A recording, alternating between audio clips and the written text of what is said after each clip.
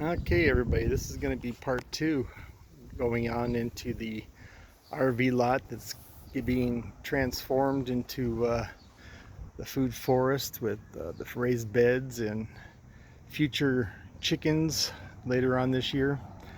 Just starting to put the fence up, moving all this rock. Got a lot of rock moved out.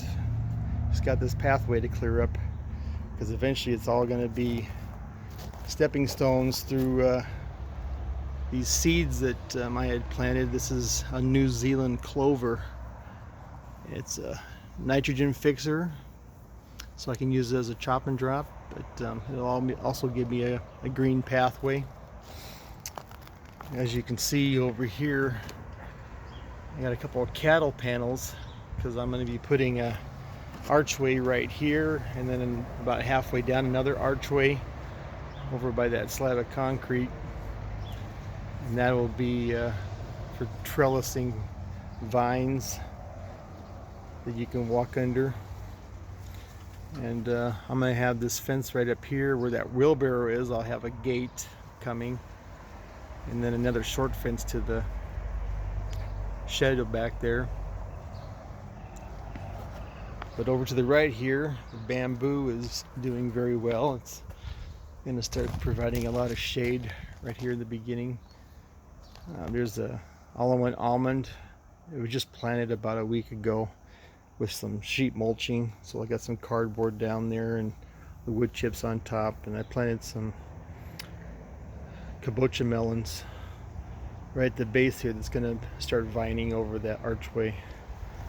In the back way by the fence, I mean by the house, this is the western side of the house, so it's the hottest part of the house. That's all my sugar cane, and I got sugar cane all along here now because when I cut all the sugar cane back in January and laid some of the canes down, and they rooted, so all this wall will be covered with sugar cane for the summer. There's some of my peppers, garden chives. There's some longevity spinach I'm getting going right here. Some seedlings coming up here. I think that's plantain, which is a medicinal edible leaf. There's some sprouts right there. That's some of my Mexican sour gherkin melons. Some from last year that are still there. Still got some peas. We're pretty much peed out. Got lots of peas. About ready to take all these peas out. There's some kale. This is all dill seedlings. I'm going to transplant some of those up into my herb garden, but I wanted to start them over here. Some green onions, and there's some potatoes, red potatoes, and I actually got these for 50 cents last fall over at the store, and I had to cover them up with some mulch because they're all starting to get the little red baby potatoes right there. So I had to cover these up with mulch so they can give me some food. These are all Amarillo carrots next to my purple cauliflower, Sicilian. And kale, there's some beet greens in there, and there's some strawberries back in there, some more fava beans. There's all my baby sugar cane coming up along the side here.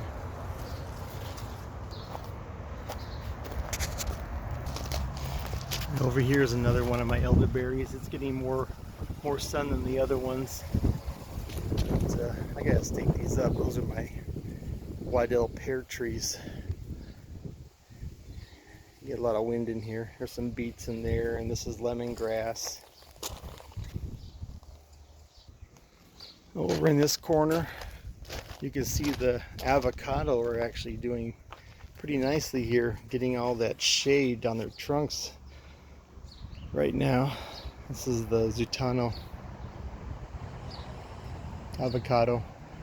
And this, I planted that moringa seed last July, and it's already 12 feet tall, and I cut the top off because I wanted to start branching out because it's going to be my microclimate for the summer instead of that canopy I had last year.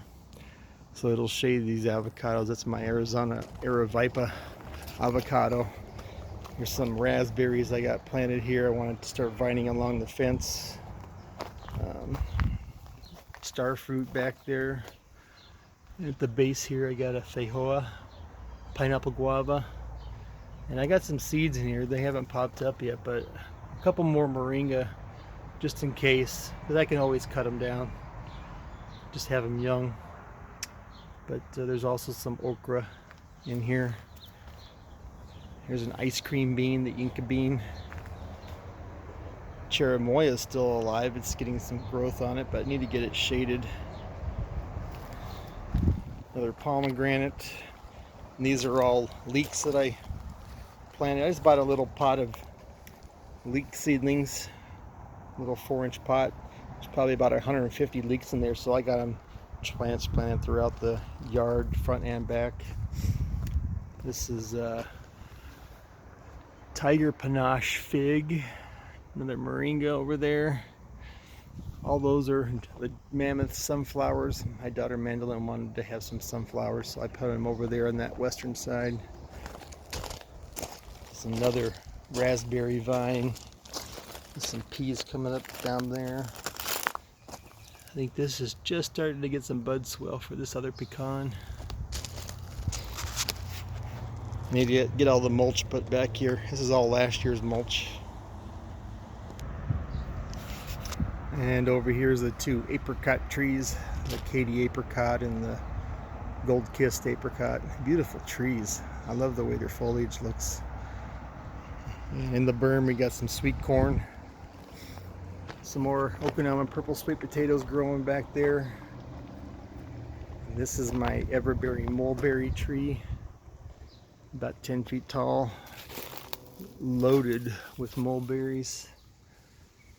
These mulberries, I'll have about 5 mulberry trees back here, and they're gonna feed us and the chickens when they get overproductive and start dropping, provide shade for the shed. Because this is the Pakistani mulberry. Probably won't get any fruit until next year because it was just a seedling last year. But it's doing very well. This is an all-in-one almond coming up right here. These are some cherry tomato plants that I have. Artichoke. Got an artichoke right there too. This is my only survivor of my seedlings from my papaya. Hopefully it's an Aphrodite or a female.